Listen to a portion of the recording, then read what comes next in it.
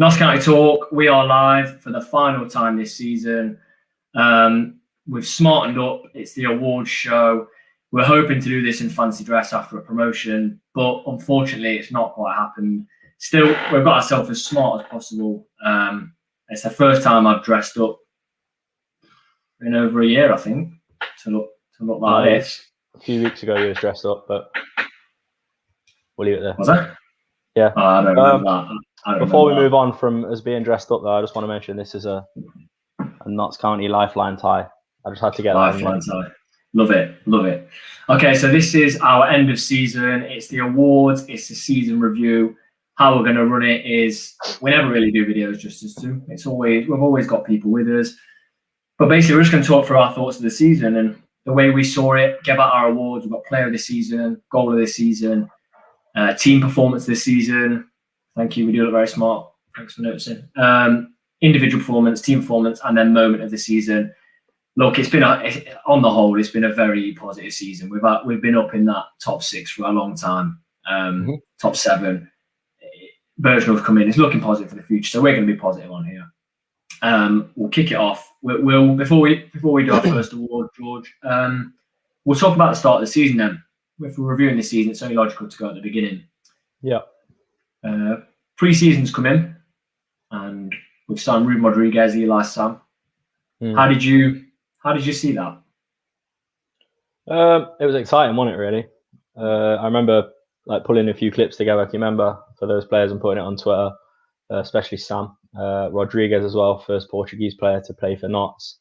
It was just exciting. It was like you felt like it was a real signing from the new owners and the new system that was in place. So you felt like a new dawn was sort of on the horizon, really. That's how I felt anyway. You know, it was just so exciting to see people like that coming into Notts and getting them from overseas. Yeah, seeing Ruben come in as well, that was interesting. Seeing the clips of him and actually eventually lived up to what he was sort of built to be, wasn't he? And, you know, we're forgetting we bought Jake Reason as well, who came with massive pedigree, come from the Football League. So at the beginning of this season, at that point, I was massively on a high, and I thought, you know, this was going to be our season. We just missed out. How we even got to play a final from the season before, for me, is gobsmacked. I'm gobsmacked. Say we signed 6 players in one day, 2 days before the season started. It was good. But so at the start, I was very optimistic, and then George. Well, we both were, weren't we? You know, we sort of. If you look back at our league prediction video, you'll see where we both put Notts. That will show you how optimistic we were for this season, won't it? Well, you said first. I did say first. I said third would meet Wrexham in the playoff final and be promoted that way. 1 million miles away. Not quite to me. You know what? I think we finished 14 points off top spot. That's not that. It's a missed opportunity, but it's not that bad. And then going back to the start, Dover. First game of the season. I mean, we barely saw any of it. Yeah.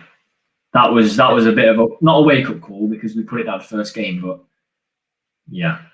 Well, there was a few things. I feel like there was a few things though. It was like, who was it? York beat us 3-0 in pre-season, and obviously it got brushed off as well. It's pre-season, you know, it's not a game that's at full tempo, but alarm bells are definitely ringing for some fans, especially they were in my head anyway. I was thinking, York, they're not even in our league.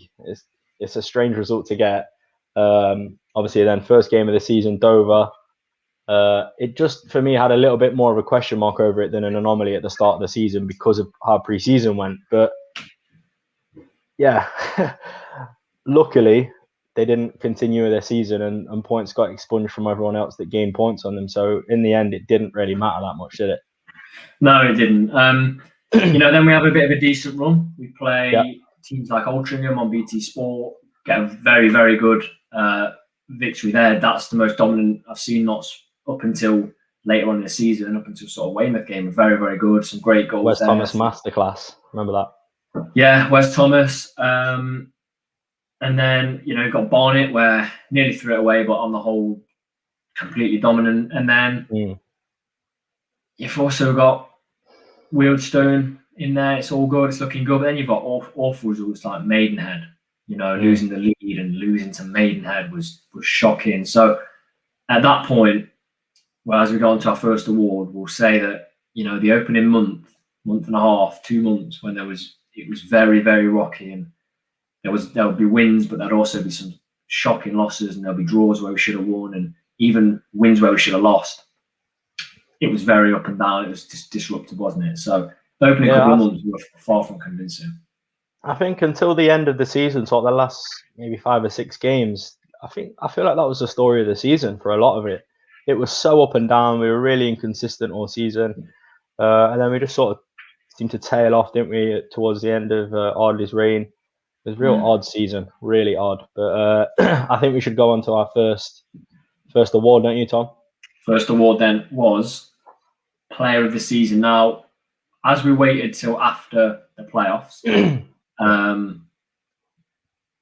it's changed a few minds. I think it's changed a few things.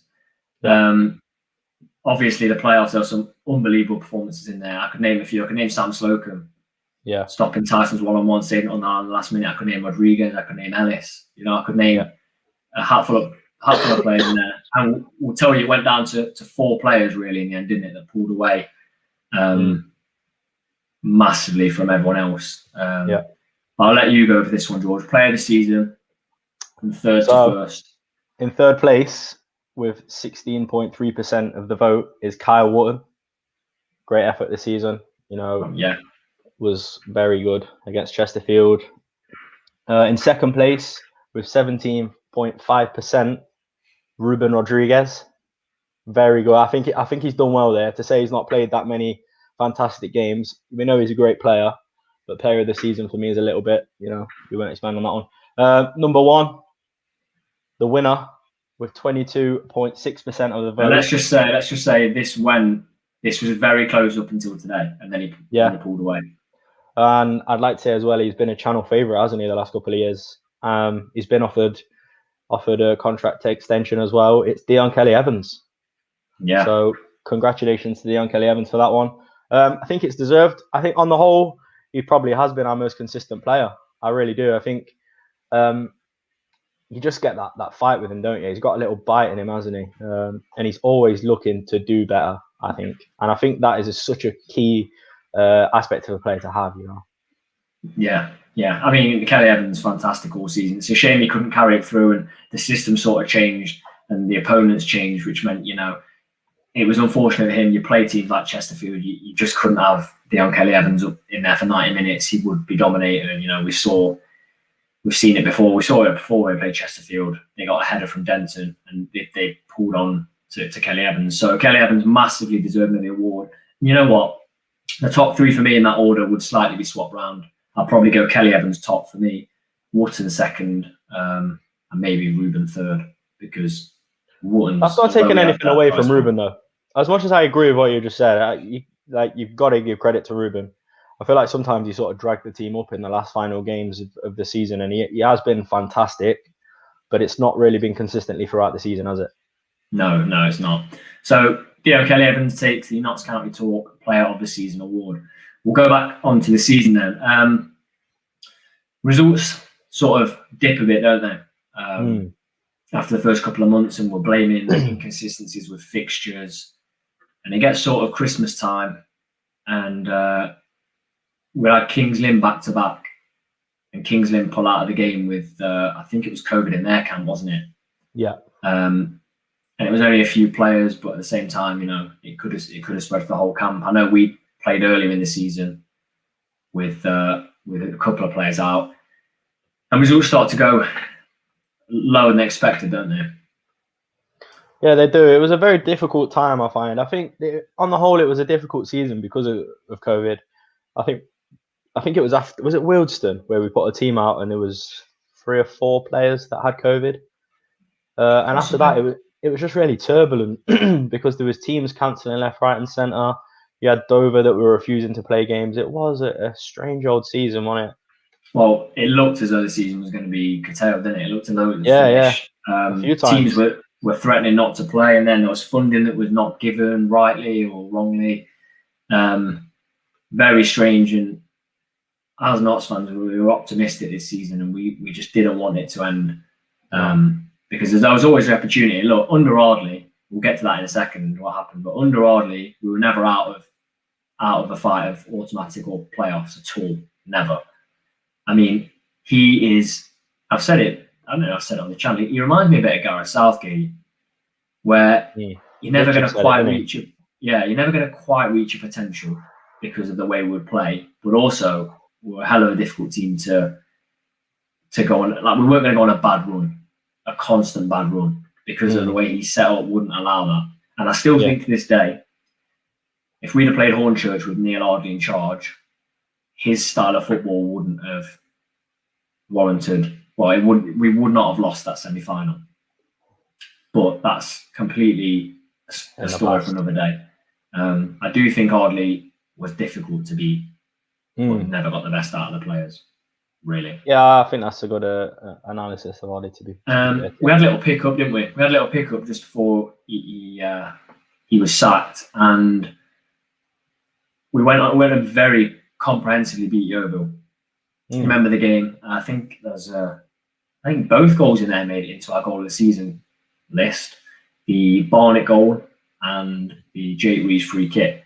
Now, they were fantastic goals. We dominated that game. Absolutely dominated. I mean, they were nowhere near our standard all game. And you sort of thought a turning point. And I want to ask you, George, about turning points this season. How many times did we say it? How many can you have in one season?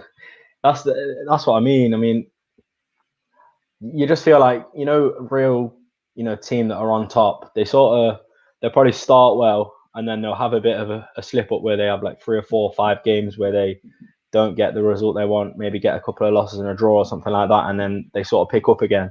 Whereas we were like zigzag, weren't we? It was we'd get a couple of wins, lose, we'd get a win, draw. But it wasn't, for me, it wasn't so much the results as such. I feel like it was a performance-based thing. I mean, we talk about Yeovil, we were, possession-wise, we were all over them. That game where we beat them 2-0. But you look at the goals, Jake Reeves, I think it was 30 yards plus free kick, and Barnett, 30... Maybe 25, 30 yards. Yeah, another 30-yard effort goal. They're goals, really, that you're not always going to score. And I think that was the problem under Ardley. We weren't creating enough chances, and we didn't have that quality in the final third. So I think essentially that's why we had so many false dawns, because it was like we had the players that had the quality to get those goals from long distance, but you can't sustain scoring goals like that over a season. Well, you say that as well. I mean, Ardley went on after four games without a loss. He was sacked. One of those was a 1-0 win against Wealdstone. I mean, it was a wonder goal to win that. I think it was Eli Sam. That might have been the Weymouth game, but it was a good goal to win that game. We then drew 2-2 with Boreham Wood. Well, we were 2-0 down to Boreham Wood in that game. And a last-minute handball on the line. You then go and play very well against Yeovil, but like you say, 2 goals that had to be screamers. And then came the game before he was sacked. Now, we just played like we did against Yeovil. And then all of a sudden, we go to their place, literally the reverse fixture 3 days later, and we're played off the park, aren't we? Yeah.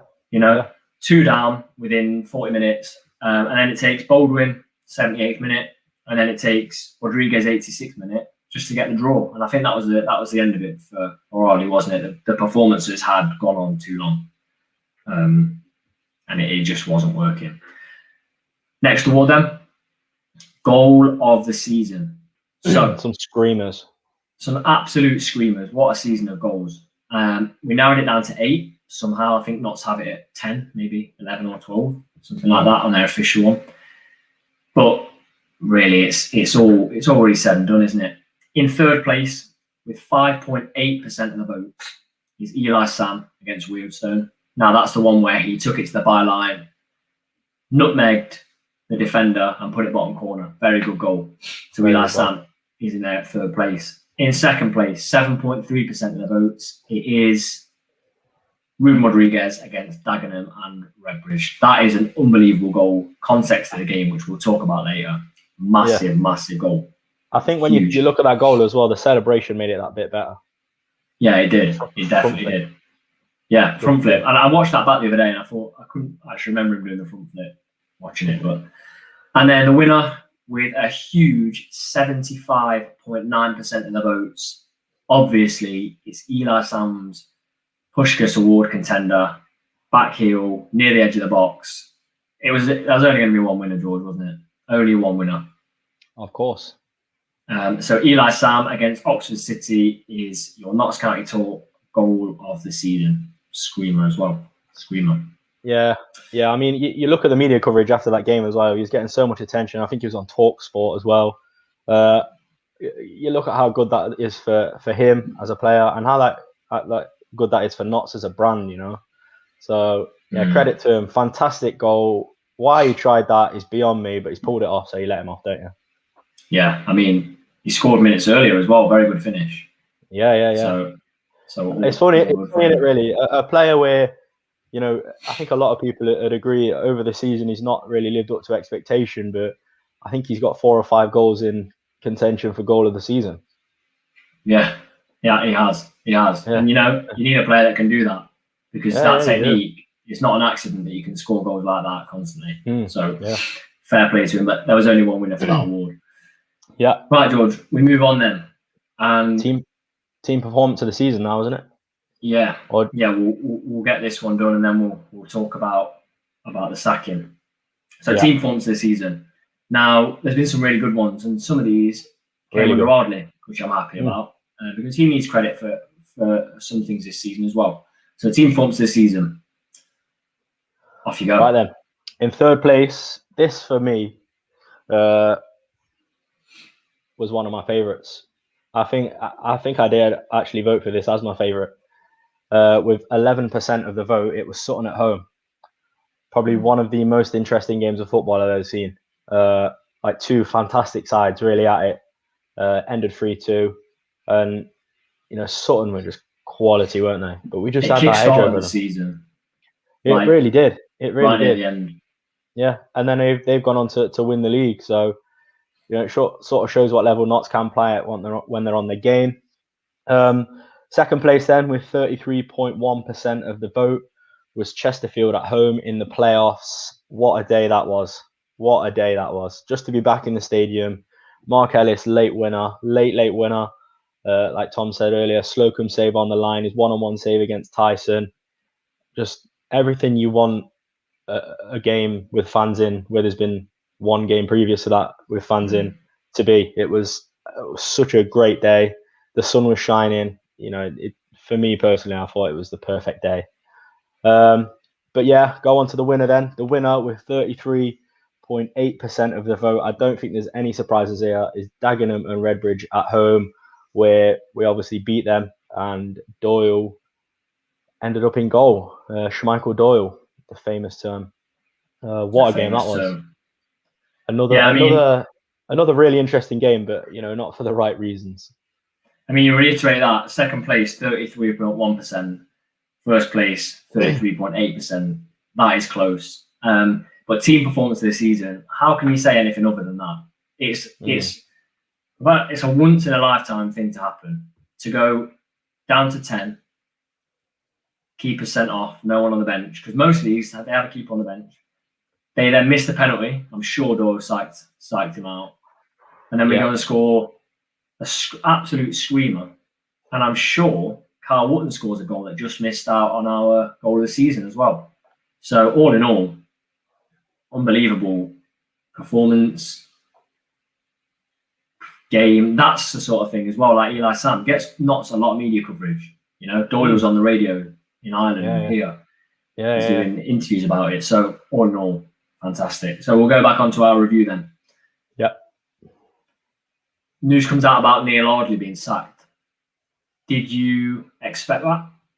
No one expected it. It sent shockwaves through the Notts County fan base. You know, there was obviously we've been split since we were relegated under Ardley. I think the Notts fan base, and that was Ardley in and Ardley out, and it stayed there, didn't it?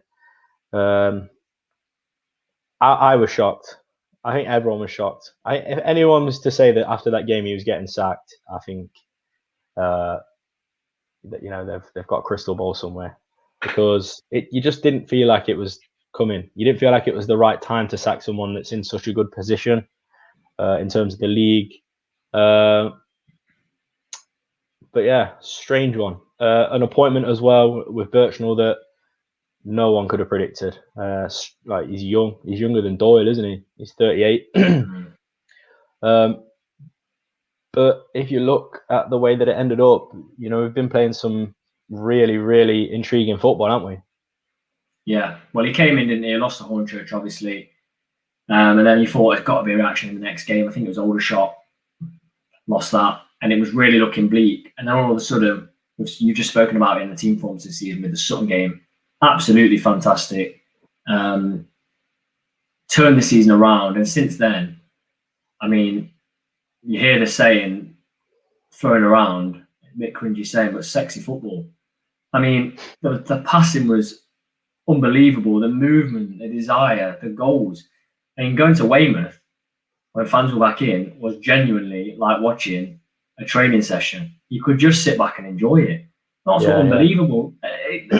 This gets said a lot, and I genuinely mean we could have won 7-0 against Weymouth. We were outstanding. We hit the post. We made so many chances. And the football Birchnell's got as playing is top level, top quality. And, if it's a football radar thing, well, I'm sure it is. If they saw Birchnell, they knew about him. I'll be honest, I've never heard of him before. That is genuine quality bought in. And, if he could do this, and the only player he actually bought in his time, or was brought in his time, was Regan Griffiths, if I'm right. Or the very start of his reign, wasn't it? And you know what? He wasn't bad. I actually rated Griffiths. Even when he came on against Torquay, he made a chance for himself. So, yeah, he came in, and the season sort of picked up, and it built momentum. And for a team playing how we were, to then go into the playoffs in that form, top quality. Top quality for me. Yeah, really good. Just a shame the way it ended on it this season. Yeah, it was. I mean, we were going to be in a fancy dress, weren't we, doing a season review, award show, and promotion party. Yeah, my carrot costume, I'm looking at it now, is going to stay in the wardrobe for another year, hopefully. Yeah, going to be wearing that Ashton Gate. Talking of Ashton Gate, it's a shambles how that's been handled, I think. Talk about it. Well, I know it's no consolation. No, but £41 for a ticket. I mean, I've just seen Hartlepool have tweeted how fantastic it is that they've managed to sell out like this round trip. I mean, there's 3,000 tickets. You could sell out that comfortably. It's not very good on the fans. Wembley, there would have been probably more than that. Disappointing. Yeah. But no bitterness. Would love to have been there. Yeah, 100%. I saw Jeff Stelling tweeting about it because he's talking about obviously the Olympics and the Euros, the amount of fans in stadiums at the same sort of time, and it doesn't really, evenly match up with the playoff final for the National League. And I think he's got a good point. But it's expensive, isn't it? 40 odd quid for a ticket. That's why we need to get out of this Mickey Mouse League anyway. We're making a massive meal of it. I can't. We are. If anyone that not sees this, please don't put us through playoffs again. I want automatic. I really want automatic. Before we go on to the retain list, then we'll do our individual performance this season. Now some crackers in there, really good, and it's good that we've seen a range of positions, haven't we? We had Slocum in there for a performance. We've got defenders, we've got midfielders, we've got attackers, and actually it was quite close. Now, third place. I mean, the top two were pretty close. Third place, 21.4% of the votes. It was Ruben Rodriguez against Sutton at home. He scores a winning penalty. What a performance. Take some bottle as well. Take some bottle to play the way he did and take that penalty late on, There's a lot riding on that game. It was a massive, massive moment. So Ruben Rodriguez, third place. Second place, 28.4% of the votes. Close with first place. It was Mark Ellis, Chesterfield in the playoffs. Come on. What a performance from him. That was my number one.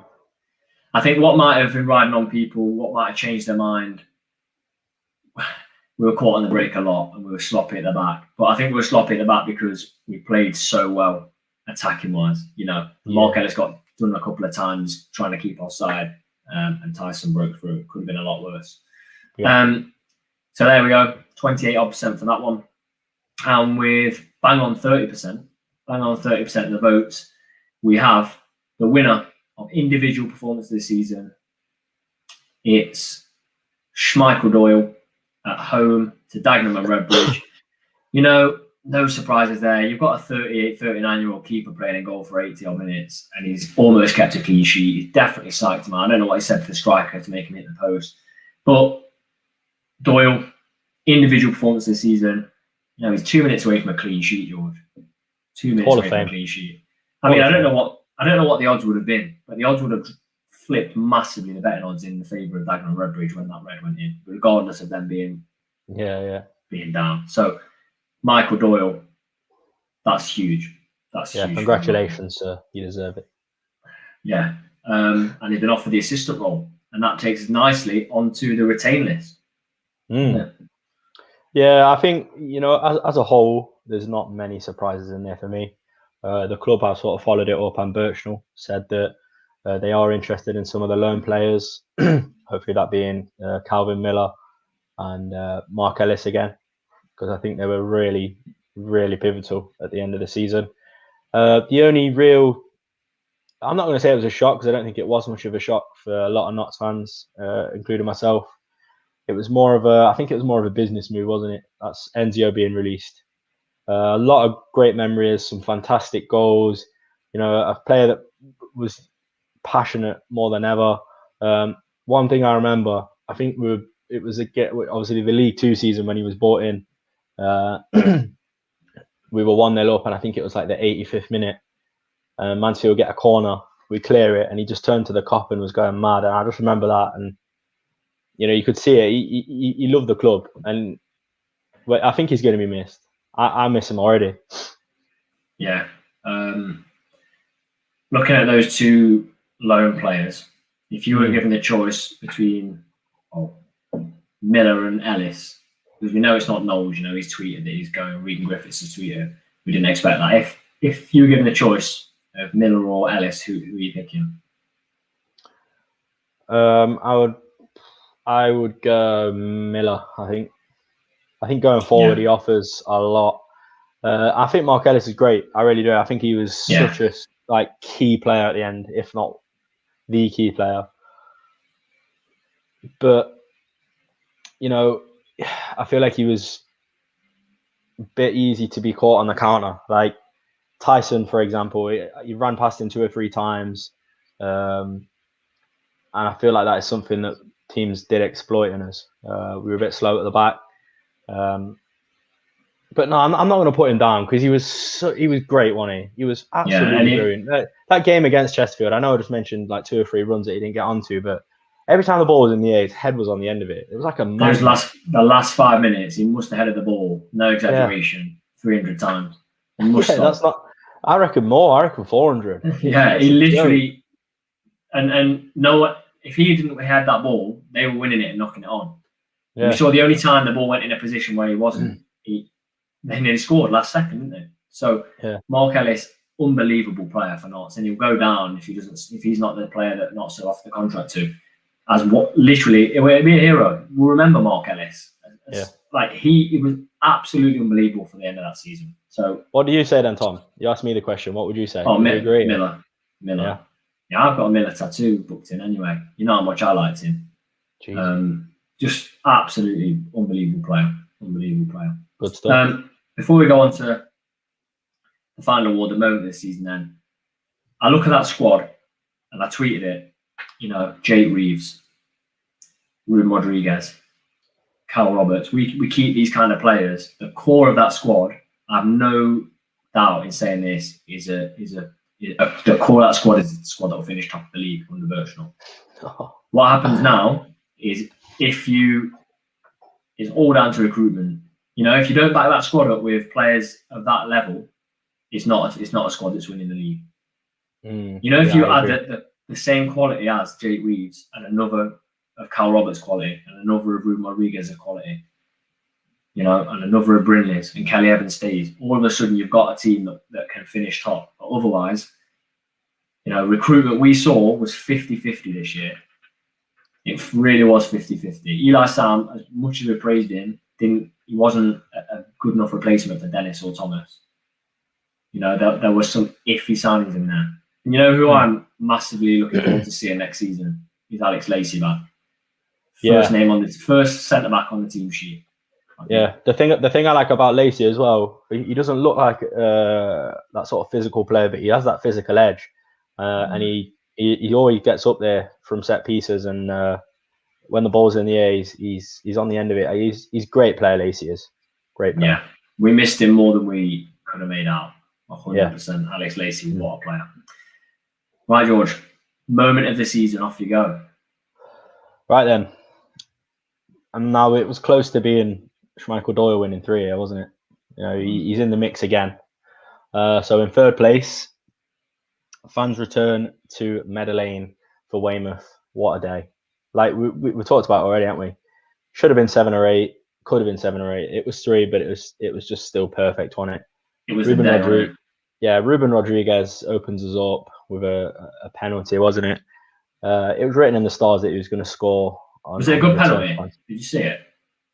Mate, it went in. That's all I care. Hit the net. That's all I care about. Mate, that's awful that you went to the toilet at that point. It is. It's the first goal back. No, that one Weymouth. That was Chesterfield. No. Was it? It was. Yeah, it was Chesterfield. Getting mixed up. Yeah, it all blends into one because it was similar days. It does actually. Right then, in second, with 28.7% of the vote, Schmeichel Doyle. No surprises there. I did sort of think he was going to finish top at one point, but that has changed. Right then, moment of the season. I think this one's deserved. It's my moment of the season without a doubt. It couldn't have happened at a better place. It couldn't have happened at a better time. With 33.1%, so fairly close to Schmeichel Doyle, is Mark Ellis's last-minute header against Chesterfield in the playoffs. So congratulations to Mark Ellis. What a moment for him! What a moment for the club, the fans, the owners, Birchnell, everyone. It was such a great moment, and moments you cherish. I can't really remember how we celebrated, Tom, but I remember you ended up about 3 rows above us. It was a mess, wasn't it? I've genuinely still got a bruise on my side from where you picked me up. Genuinely. I didn't pick anyone up. I was about 5 foot off the ground when you lifted me up, but you take it, don't you? You take these things. Genuinely, that will be a moment that fans in that ground, and I wish there could have been more. I wish we'll never forget the feeling of that. I remember doing the fan chats after the game. Couldn't speak. I could barely speak. It was unbelievable. Once in a decade kind of moment against rivals in the playoffs. Absolutely huge. So deservedly, Mark Ellis, playoff winner, gets our moment of the season. 100% deserved. 100%. Yeah, it couldn't have been a better one. Yeah, it couldn't. What a season, George. What a long season. What a tough season. Going from our perspective, going from, in the flesh videos every week, previews together, everything going remote, difficult for all fans, not being able to go to Notts, Meadow Lane. That goal from Ellis, like the emotion of 14, 15 months just erupted. It's been a long season for everyone. We hope you've enjoyed everything we've put out this season. We've tried to keep it as consistent as possible. We've never missed a match preview, which we're really happy about. We've tried to give you as much content as possible. I think we're going to take a break from Notts County stuff. There'll still be, if you're not sick of us, there'll still be England content with our previews and as we get further on in the tournament, fingers crossed, post-match videos. With our usuals, we've got Holly, we've got Will, we've got the guys from Analyst Bar, and we've got Jordan. They'll still be here to look out for. But for a while, we are taking a break, a well-deserved break, I think, from Notts County content. We will 100% be back, better ideas, fresher in the coming season. Next season, imagine this time next season we're doing a promotion video. Just Yeah, imagine I that. can Not- see me now wearing my carrot suit. It's right there. Yeah, Literally right there. not a playoff video though. Not a playoff video. Yeah, no. Yeah, definitely not. Couldn't deal with it. No. Enjoy the Euros if you're watching, and we will be back with Notts County content at some point in the near future, or unless something absolutely massive happens tomorrow, we'll be back tomorrow. But I can't see that happening. So thank you for watching throughout the season. And don't forget to like, comment, and subscribe.